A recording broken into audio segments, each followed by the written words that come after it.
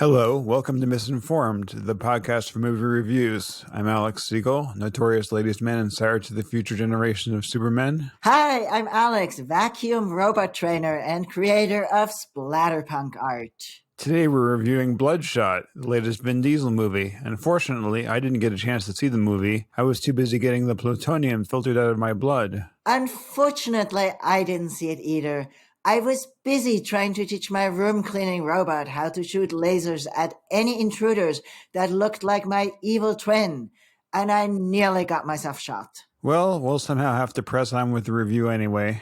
Can you please give me a synopsis? Based on the best-selling comic book, Vin Diesel starts as Ray Garrison, a soldier recently killed in action and brought back to life as the superhero Bloodshot by RSD Corporation.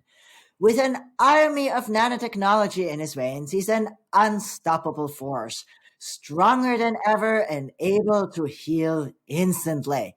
But in controlling his body, the company has sway over his mind and memories too. And you know where that goes. I loved this movie. It was a tragic tale of a hero forced to kill on behalf of a villain. Ray Garrison represents all of us in a way. I mean, who hasn't gone through a murderous rampage to blow off steam? Who hasn't fought cybernetic henchmen?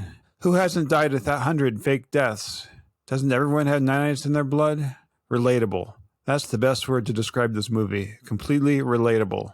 As you can imagine, a film like this opens the doors to mayhem, explosions, and waves of blood big enough to surf on them, sprinkled with some futuristic tech that excuses any fantastical effects exploits. On the other hand, any plot that involves erasing and reliving memories is marred by repetition. While this is good for the budget, it grinds on the viewer. How many times can you see someone's wife die? I ran out of tears after the first 23 repetitions of that scene. My favorite line was, "Sometimes I get spattered all over the room. It's no big deal." What was your favorite line? My favorite line is, "And he's entirely in our control." It's one of those hilarious lines that yeah, it's gonna right blow up into their face. What gets me is, why do writers still use those lines? And if they have to, please, can they ask for some farts and choker faces to the background? Well, let's get right into the plot. The bad guys tried to kill Bloodshot with all sorts of crazy schemes. They use a wood chipper, a giant microwave oven, steel rods dropped from space at hypersonic velocities, and even genetically engineered termites.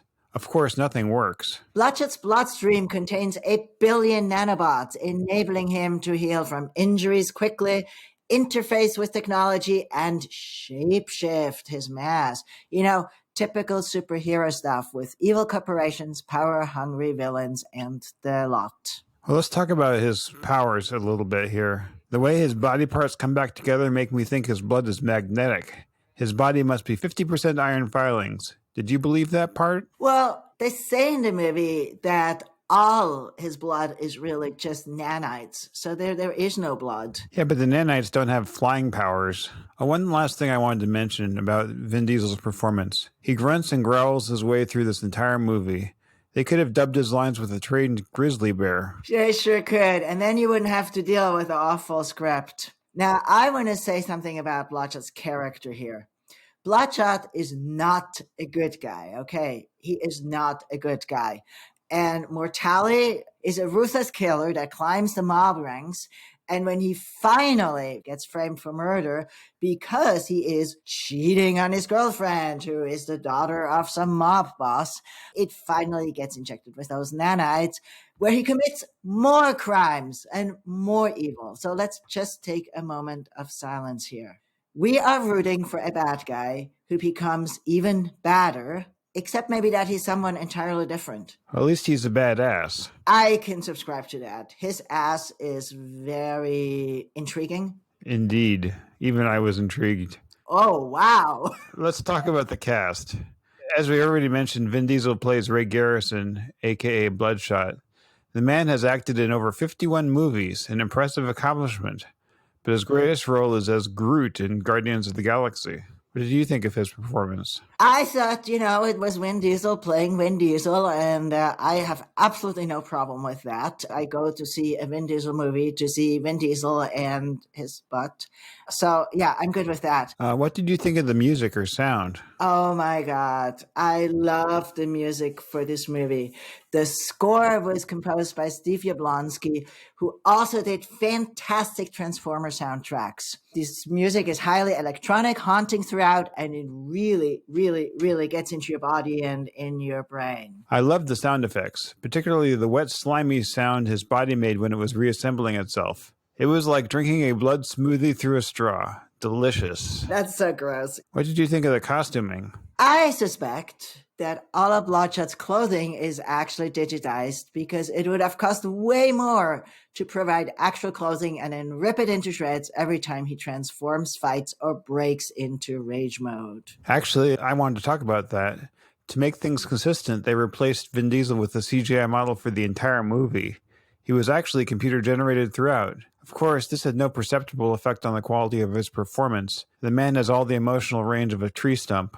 So you're saying that Call of the Wild was sweeter than Vin Diesel in a romantic scene? Vin Diesel in a romantic scene is an inconceivable concept. And yet we had to watch that about 56 times for every repeat. Yes, and it was equally unconvincing every time. Do you have anything else to say about the special effects? Yeah, I think some special effects people were having a little too much fun here. I found an Easter egg, or at least I suppose it's not just an editing mistake, where in one of the many, many scenes involving nanites, which, by the way, look more and more like little miniature gremlin as the plot unfolds, the nanites have these big grins on their little faces as they rearrange Bloodshot into resembling a giant bulldozer, a true homage to both monster trucks and Transformers. I loved the smiling nanites. I thought they were cute, even adorable. Well, considering my reaction to the original Gremlins movie, you can imagine I was sitting in my chair, a little heap of shivering somethings. I wonder if you can buy those nanites on the open market yet. I'm sure you can get them on the internet. Somewhere on eBay, no doubt. Let's talk about the product placement. The one I noticed was Shop Vac vacuums. I guess to clean up all the dust, broken glass, and blood that gets spattered all over the movie. I was surprised that otherwise the movie was rather bare of product placement. I think that the nanites just took the prize. I mean, if you can repair anything, what products do you ever need? Indeed. And what did you think of the big twist at the end? Well, the endlessness of it. Bloodshot, as he discovers his true self, has a dream, and it sets up the perfect sequel. We see a Russian doll that opens its layers, starting with Bloodshot Ray as the biggest doll, then Mortali, then a bigger guy with a bigger gun, then a very buff woman with a spear, then a lean guy who seems to be a machine inside.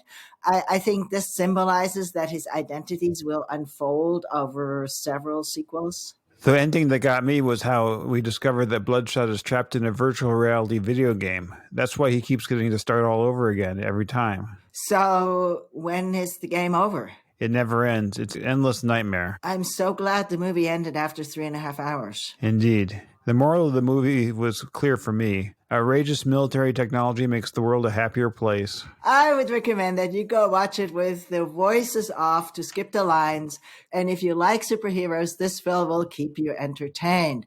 So, not satisfied. Almost as bad as the upcoming Artemis Fowl, it completely misses the point of the character and the story. Well, thank you for listening. This has been Misinformed, the podcast for movie reviews. Now we're going to go see the movie. Goodbye.